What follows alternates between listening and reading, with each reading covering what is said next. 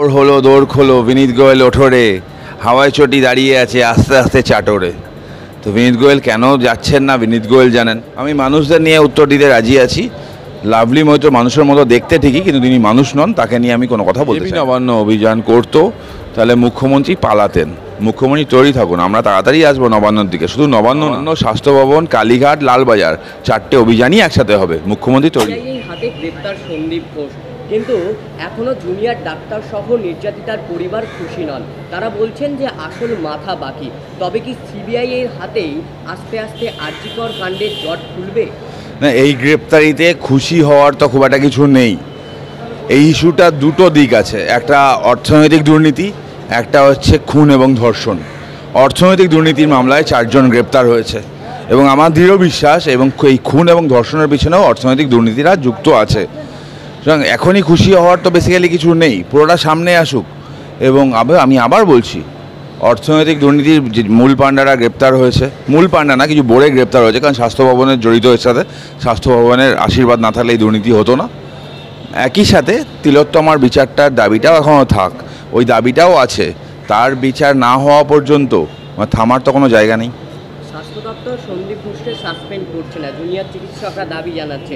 IMA সেখানে তার licence বাতিল করছে। আইএমএ লাইসেন্স বাতিল করার কেউ না, আইএমএ সদস্যপদ বাতিল করেছে। আইএমএ এটা জাস্ট বডি একটা, তার লাইসেন্স বাতিল করার কোনো অধিকার নেই। আইএমএ শুধুমাত্র সদস্যপদ বাতিল করেছে।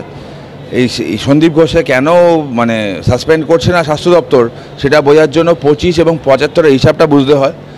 সন্দীপ ঘোষ যা তুলেছে তো একা খায়নি, দোলা সেনার হিসাব নিশ্চয়ই মেনটেন করেছিল। যা তুলেছে 25% রেখেছে, 75% কালীঘাটে পাঠিয়েছে। তো কালীঘাট কিছু করবে না, সেটাই তো স্বাভাবিক। লাভলি মৈত্র চিকিৎসকদের কসাই বলে অভিহিত করছে। আমি মানুষদের নিয়ে উত্তর দিতে রাজি আছি। লাভলি মৈত্র মানুষের মতো দেখতে ঠিকই, কিন্তু তিনি মানুষ নন, তাকে নিয়ে আমি কোনো কথা বলতে চাই না। যে আরজিকর কাণ্ডে বারে বারে সন্দীপ ঘোষের নামে এত অভিযোগ, এত আর্থিক দুর্নীতি সহ অভিযোগ উঠছে, তারপরও এই সরকার তার বিরুদ্ধে কিছু ব্যবস্থা নিচ্ছে না। আইনজীবীরা বলছেন সন্দীপ ঘোষের নামে ডিপি কবে স্টার্ট করবে? দেখুন, অভিযোগ আজ থেকে নয়, অভিযোগ 2021 থেকে। স্পেসিফিক কমপ্লেন 2023-এ টালা থানায় একটা অভিযোগ হয়েছিল এই বছর মার্চ মাসে। তারপর আবার কমপ্লিট হলো আগস্টে। সব কিছু জানে সবাই, সব কিছু জানে সবাই, সব কিছু বুঝছে। কেন স্টেপ নেওয়া হয়নি সেটা স্বাস্থ্যমন্ত্রীকে জিজ্ঞেস করুন আপনারা।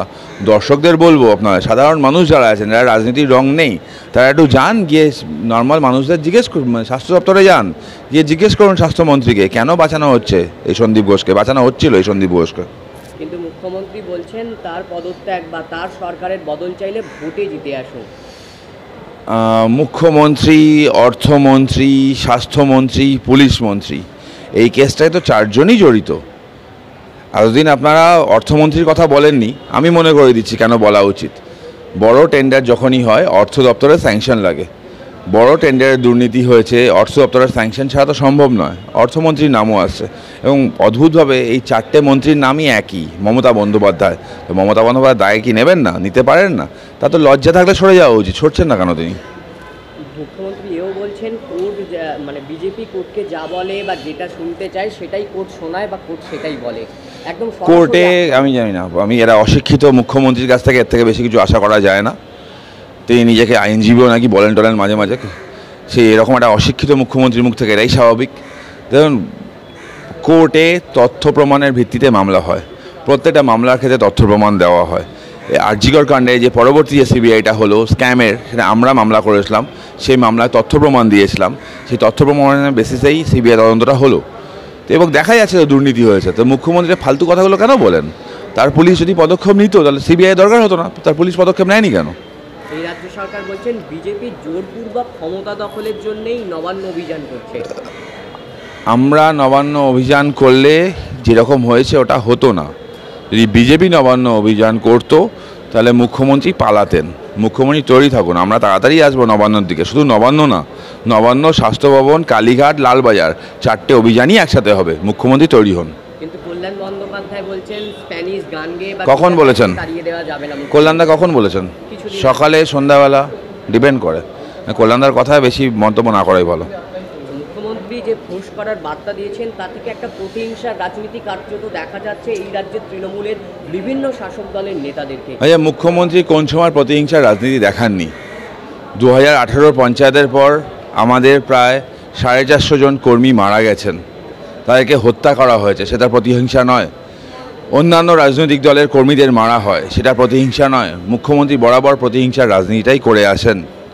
সুতরাং মানে নতুন করে কিছু বলছেন, তবে এখন মানুষ তৈরি, বেশি ফোঁসফাঁস করলে কার্বলিক অ্যাসিড আছে, কার্বলিক অ্যাসিড মানুষ ছিটাবে না, এবার কার্বলিক অ্যাসিড এদেরকে চুবাবে, সুতরাং সাবধানে থাকবেন।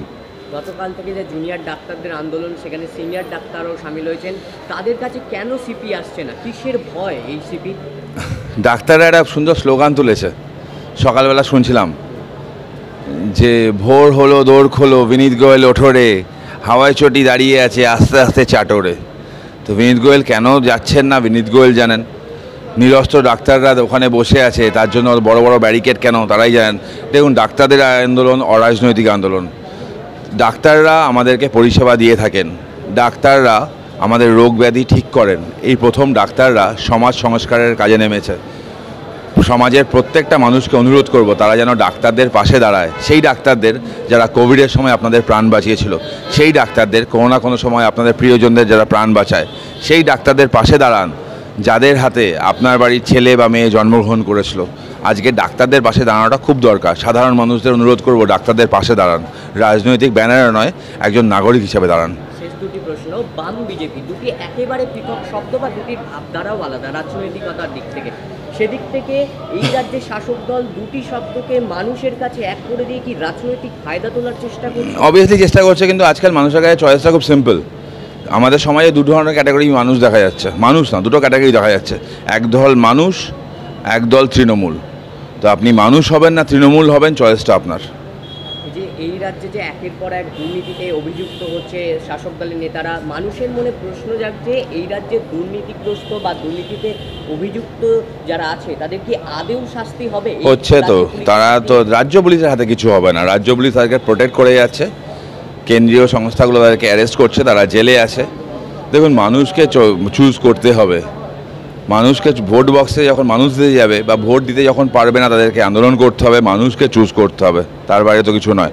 মানুষ ঠিক করুক কাকে চায়, ভোট দেওয়ার সময় মনে করুক এই চোরগুলোকে কেন ভোট দেয়।